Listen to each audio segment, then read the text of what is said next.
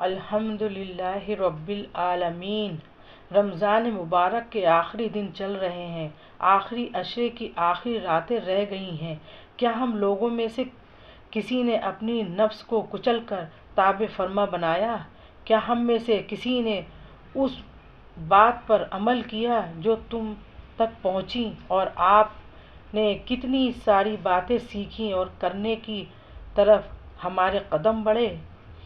اعلیٰ درجہ پانے کا آپ کو شوق پیدا ہوا؟ ان ایام میں نیکیاں کرنے والے اپنا کام جاری رکھیں، اور ان ایام میں برائیاں کرنے والے اپنے آپ کو ملامت کرو، اور اگر اس مہینے میں بھی خسارہ ہی اٹھانا ہے تو نفع کب کماؤ گے؟ رمضان کے مبارک مہینے میں ہمارے نبی کریم صلی اللہ علیہ وسلم کی امت کے لیے ایک بہت بڑا تحفہ ہے۔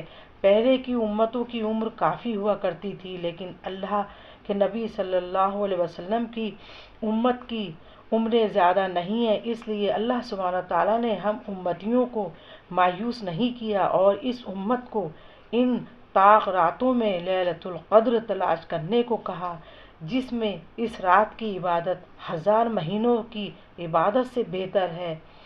غنیمت جانو جو موقع مل رہا ہے۔ دیکھو میری بہنوں، آنکھوں میں چشمے لگ گئے، بالوں میں سفیدی آنا شروع ہو گئی اور گھٹنوں میں درد شروع ہو گئے، چہرے پر جھریاں آنا شروع ہو گئیں۔ یہ سب کس چیزوں کے سائن ہیں؟ اب چلاؤ کی سائن شروع ہو گئے ہیں۔ اب جیسے ہمتیں کم ہو رہی ہیں تو ہم لوگوں کو ریئلائز کرنا چاہیے، مجھے اپنے آگے کی طرف سوچنا ہے، مجھے سست نہیں رہنا، مجھے اپنی رفتار کو تیز کرنا ہے۔ جو طاقت اس رمضان میں ہے اگلے رمضان میں نہیں ہوگی۔ اس کے اندر ہی کوشش کیجئے کہ آپ اس وقت کو اللہ سبحانہ تعالیٰ کی یاد میں گزاریں، یہ سوچ کے کہ پتہ نہیں اگلے رمضان تک میری ہمت طاقت کتنی ہوگی۔ یہ تو فائدہ کمانے کا مہینہ ہے، جو اس وقت سیل لگی ہے،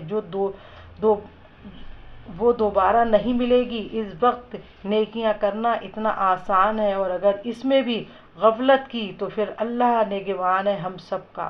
تو دیکھیں 2-3 دن رہ گئے ہیں، ہم سب اپنے عمل میں تیزی دکھائیں، سجدے میں رو رو کر اللہ سبحانہ تعالیٰ سے اپنے گناہوں کی معافی مانگیں، اور جیسے جیسے آنسو گرتے ہیں ویسے ویسے دل صاف ہوتا جائے گا انشاءاللہ۔ وآخر دعوانا الحمدللہ رب العالمین۔ اللہ اکبر۔